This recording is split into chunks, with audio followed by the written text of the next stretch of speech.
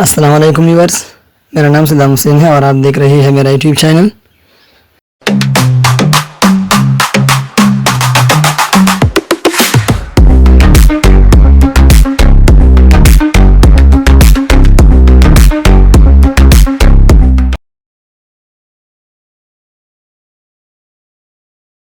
String in Python.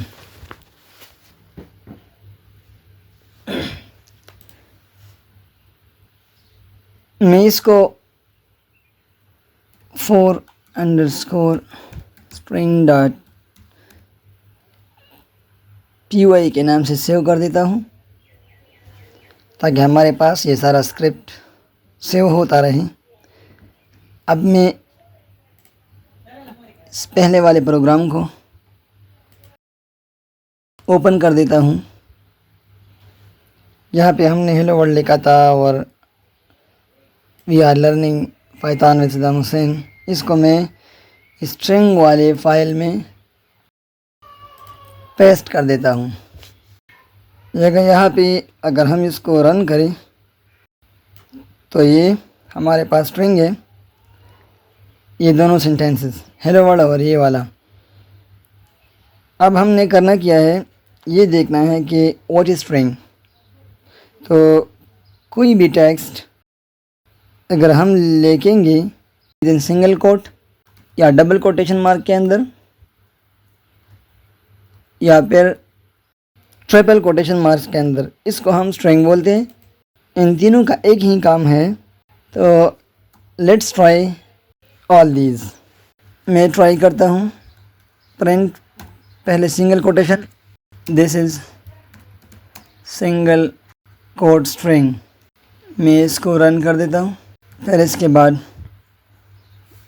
Double वाला use करता हूँ और फिर मैं फाइनली ट्रिपल वाला भी यहाँ लिखता हूँ।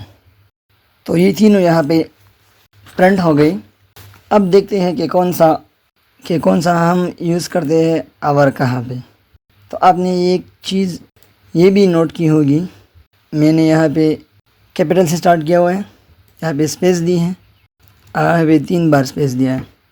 अब मैं इसको रन करने की कोशिश करता हूँ तो आप देख सकते हैं कि ये ये एग्जैक्टली वही शो हो रहा है जो हमने इन तीनों फंक्शनों में। ये पहला टी हमने कैपिटल से स्टार्ट किया तो ये कैपिटल से आ रहा है। फिर इसके बाद सेकंड पे हमने एक स्पेस दी है और फिर टी को स्मॉल लिखा है तो ये एज इट इज़ प्रिंट होता हुआ नज़र आ रहा है। फिर इसके बाद डबल स्पेस दिया है ट्रिपल कोटेशन मार्क्स में। तो आप देख सकते हैं कि ये 3 स्पेस हमें दिखा रहा है पाइथन। अब आप सोच रहे होंगे कि इनमें फ़र्क क्या है और हम कहाँ पे और किस तरह यूज़ करेंगे। मैं यहाँ अगर लिखूँ प्रिंट व्हाट्स योर नेम, तो ये हमारे पास एपोस्ट्रोफ है और ये सिंगल कोटेशन मार्क है। मैं एक स्ट्रिंग लिखने की कोशिश करता हूँ तो ये मुझे एरर दे रहा है। इसका मतलब ये है कि सिंगल कोड को हम इधर यूज़ नहीं कर सकते क्योंकि ये कंसिडर कर रहा है वर्ड को, ये वर्ड को स्ट्रिंग कंसिडर कर रहा है और बाकी की सेंटेंस इनकम्प्लीट है, बाकी स्ट्रिंग इनकम्प्लीट है। तो इसलिए पाइथन में डबल कोटेशन मार्क यूज़ होता है। किस चीज़ के लिए? ताकि मैं बाहर लिखूँ डबल कोट और इसके अंदर ये जो एपोस्ट्रोफी है ये अपनी जगह पे एज इट इज होगा और बाकी को मैं प्रिंट करके दिखा देता हूँ। तो आप देख सकते हैं कि what's your name complete print होता हुआ नज़र आ रहा है। तो ये सिंगल कोट का मकसद यही है। कभी कभार इस तरह की चीज़ें आते हैं प्रोग्राम में, तो इसके लिए हम डबल कोट्स और ट्रिपल कोट्स पे जाते हैं। अब अगर मैं इसको इस तरह लिखूँगा प्रिंट व्हाट्स योर नेम और मैं स्पेस दे देता हूँ, इसको डबल कोट्स के अंदर लिखता हूँ और मैं इसे रन करने की कोशिश करता हूँ तो ये लीजिए कोट्स के अंदर स्पेस देता हूँ कि अब क्या शो हो रहा है। इसका मतलब है कि अगर डबल कोट्स के अंदर आप स्पेस देंगे तो ये आउटपुट में आ जाता है और यही फ़ायदा है विजुअल स्टूडियो कोड का कि आपको ये हर चीज़ के बारे में बताता है। इसका मतलब है कि अगर आप बाहर स्पेस लगाएंगे तो इसका कोई इम्पैक्ट नहीं है और अगर कोट्स के अंदर लगाएंगे तो इसका इम्पैक्ट ज़रूर होगा। अब आप अपने नाम से स्ट्रिंग बनाएं और इसको वीडियो के कमेंट सेक्शन में स्ट्रिंग क्लियर के साथ पोस्ट करें। अब हमारे पास नेक्स्ट है, मैं इसको 5_ कमेंट के नाम से सेव करने की कोशिश करता हूँ, comment.py। पाइथन में कमेंट हम किस तरह लिखेंगे इसके बारे में। अब जो हमारे पास अगला चीज़ है वो है कमेंट्स। सिंपल इज़ इट, कोई भी अगर आप स्ट्रिंग लिखेंगे, मतलब मैं इस स्ट्रिंग वाले प्रोग्राम को यहाँ से कॉपी करके कमेंट में पेस्ट कर देता हूँ। अब अगर मैं इसको रन करने की कोशिश करता हूँ तो ये तीनों हमारे पास रिजल्ट में फ्रेंड होते हुए नज़र आते हैं। मैं चाहता हूँ कि मैं ये पहले वाले फंक्शन को प्रिंट नहीं करना चाहता, तो अब प्रॉब्लम ये है, इस रन के बटन पे क्लिक करता हूँ तो ये तीनों प्रिंट होते हैं। अभी मुझे तो ये पहला वाला सेंटेंस या प्रिंट फंक्शन नहीं चाहिए। मैं चाहता हूँ कि ये वाला प्रिंट ना हो और बाकी सब प्रिंट हो। तो हम क्या कर दें, तो हम इसके पीछे ये शिफ्ट के साथ 3 के बटन पे प्रेस करेंगे तो ये हैश लिखेगा और अब इसका कलर भी ग्रीन शो होगा। अब ये कमेंट बन चुका है, तो मैं इसको रन करने की कोशिश करता हूँ। मैंने पहले से इसको सेलेक्ट किया, फिर इसके पीछे हैश लगाया, तो अब ये कमेंट बन गया। अब ये मेरे प्रोग्राम में कहीं भी एग्जीक्यूट नहीं होगा। एक तो ये है। दूसरा तरीका कमेंट आउट करने का, पाइथन में जो भी कोड या स्क्रिप्ट आप कमेंट आउट करना चाहते हो, पहले से इसको सेलेक्ट करें और फिर अपने कीबोर्ड से Ctrl+/ प्रेस करेंगे तो ये कमेंट आउट हो जाएगा। मैं फिर दोबारा आपको बता देता हूँ कि आपने जितने भी कोड को आप कमेंट करना चाहते हैं, आपने इसको सेलेक्ट करना है इस तरह और फिर अपने कीबोर्ड से Ctrl+/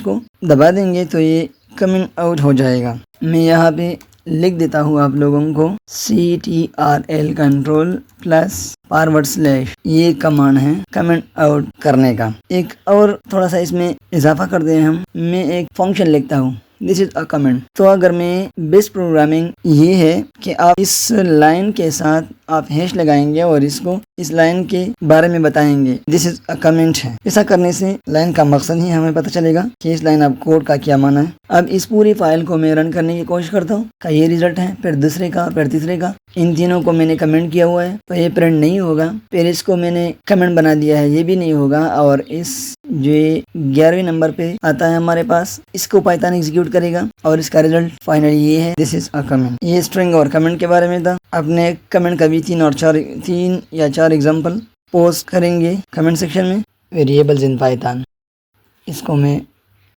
वेरिएबल के नाम से सेव कर देता हूँ।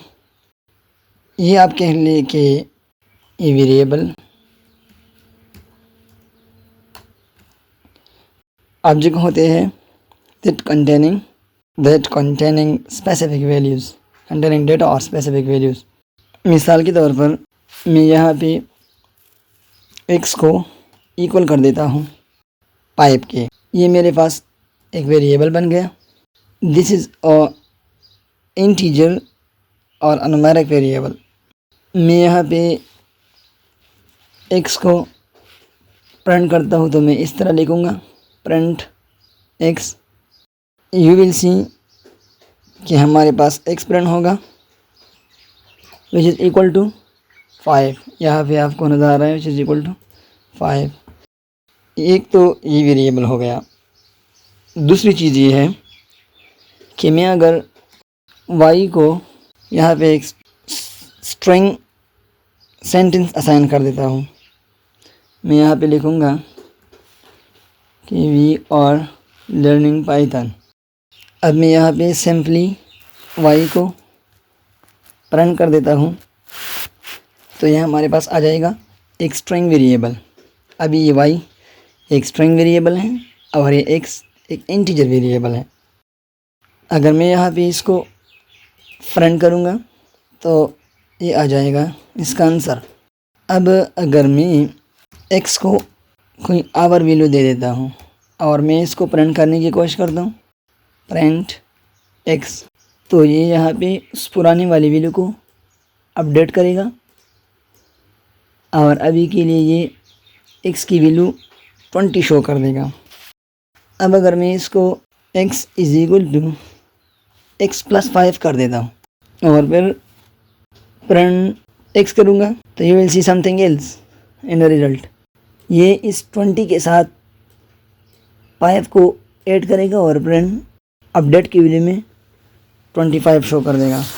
If you go down in VS code, जो आप लोग नीचे आ जाएंगे तो ये वेरिएबल को दोबारा अपडेट करेगा किसी नई वैल्यू के साथ। तो इस तरह आप पुराने वाली वैल्यू को अपडेट कर सकते हैं। अब ये वेरिएबल के टाइप्स को मैं चेक कर देता हूँ। तो मैं इसको टाइप कीवर्ड के साथ मैं टाइप ऑफ x फाइंड कर देता हूँ कि x वेरिएबल का टाइप क्या है। मैं इसको रन करूँगा तो ये आ जाएगा। इसको प्रिंट कर लेता हूँ, प्रिंट टाइप ऑफ वेरिएबल्स। तो ये integer variable, you can see here कि ये एक इंटीजर वेरिएबल है, इसका क्लास इंटीजर है। मैं अगर y के लिए y के टाइप को जानना चाहता हूँ तो ये टाइप ऑफ y और फिर प्रिंट y कर देता हूँ तो ये आ जाएगा स्ट्रिंग। ज़ाहिरी बात है ये y को हमने स्ट्रिंग वेरिएबल कहा था, इसको स्ट्रिंग वैल्यू असाइन की थी और x को इंटीजर। तो ये दोनों आप देख सकते हैं कि एक इंटीजर शो हो रहा है और एक स्ट्रिंग। इस तरह अगर यहाँ तक आप लोगों को क्लियर हो गया है तो कमेंट सेक्शन में आप प्रिंट टाइप क्लास टाइप करें और इसको पोस्ट करें कमेंट सेक्शन, वीडियो के कमेंट सेक्शन में। अब इसके आगे कुछ रूल्स है वेरिएबल के लिए। Rules of assigning a variable. Assigning variables. You must have to follow these rules if you are using a variable in Python. इसमें सबसे पहला रूल है variable name can contain letter, number and underscore. इसका मतलब ये है कि मैं एक वेरिएबल टाइप कर देता हूँ, मैं इसको नाम देता हूँ food underscore item. Pizza food का नाम है तो मैंने अंडरस्कोर भी यूज़ किया और स्मॉल लेटर्स भी आ गए। इस तरह आप वेरिएबल को वैल्यू असाइन कर सकते हैं, स्ट्रिंग या इंटीजर वैल्यू। ये रूल 1। फिर इसके बाद सेकंड रूल आ जाएगा, आप वेरिएबल को किसी नंबर के साथ स्टार्ट नहीं करेंगे। इसका मतलब ये है कि मैं इस तरह से वेरिएबल को नहीं लिख सकता। फिर इसके बाद रूल 3 थर्ड नंबर पे, variable name are case sensitive. Case sensitivity है पाइथन में वेरिएबल के लिए। केस सेंसिटिव का मतलब ये है स्मॉल और कैपिटल लेटर के साथ आपने हमेशा, मैं सजेस्ट करूँगा कि आप लोगों ने हमेशा स्मॉल लेटर के साथ वेरिएबल को डिफाइन करना है। जब भी आप वेरिएबल के लिए कोई नेम यूज़ करेंगे तो आपने स्मॉल लेटर में लिखना है। फिर इसको प्रिंट करने, उसको कॉपी करने में कोई मसले नहीं होंगे आप लोगों के पास। फिर इसके लिए रूल 3 रूल 4, वेरिएबल में स्पेस नहीं होना चाहिए। मतलब अगर फूड आइटम के अंदर में कोई अंडरस्कोर की जगह स्पेस दूंगा तो this will cause in error. Space can not be used in variable name. फिर rule 5, variable name can not be a Python keyword. Python language के कुछ प्रीडिफाइंड कीवर्ड हैं तो you can not use this keyword as a variable name. For example, आप कभी नहीं लिख सकते कि ब्रेक एक कीवर्ड है, फॉर को यूज़ नहीं कर सकते। इस तरह अगर आप गूगल कर ले कि कीवर्ड इन पाइथन तो आपको एक लिस्ट आ जाएगी। ये पाइथन की प्रीडिफाइंड कीवर्ड है, फॉल्स है, ट्रू है। You can not use this type of keyword as a variable name. Okay हो गया। 6 नंबर पे आ जाता है, your variable should be descriptive. Descriptive का मतलब ये है कि जब भी आपका कोड कोई देखता है तो इसको अंडरस्टैंड करने में आसानी होगी कि आपने वेरिएबल का नाम क्या यूज़ किया है। मतलब अगर आप यूज़ करेंगे, मैंने एक फंक्शन लेकर इधर डिफ़ाइन किया, definition function calculate underscore area. तो ये कैलकुलेट अंडरस्कोर एरिया एक डिस्क्रिप्टिव फॉर्म है वेरिएबल का। अगर कोई भी इस कोड को रन करेगा या इसको रीड करेंगे तो उसको समझ आ जाएगी कि ये एरिया के बारे में है। इस वेरिएबल का नाम, ये मैं एरिया कैलकुलेट करने की कोशिश करता हूँ ये पूरे फंक्शन में किसी सर्कल का। तो ये कैलकुलेट अंडरस्कोर एरिया जो है ये वेरिएबल का नाम है और इससे पता चलता है कि इस वेरिएबल का मकसद क्या है इस पूरे प्रोग्राम में। फिर इसके बाद वेरिएबल नेम शॉर्ट होना चाहिए। कहीं जाके इसके साथ अगर आप लिख देंगे कि name underscore variable underscore string underscore, ये इस तरह से नहीं लिखना चाहिए आप लोगों को। वेरिएबल का नाम शॉर्ट होना चाहिए और बहुत ज़्यादा शॉर्ट भी नहीं होना चाहिए। मतलब मैंने यहाँ पे लिखा है कि कैलकुलेट अंडरस्कोर पैरामीटर, तो ये थोड़ा सा लॉन्ग नाम है वेरिएबल का। इसको आपने थोड़ा सा शॉर्ट करना है कि कैलकुलेट अंडरस्कोर पैरामीटर।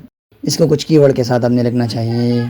कुछ 7-8 रूल हैं आप लोगों ने फॉलो करना है if you are using variable in Python.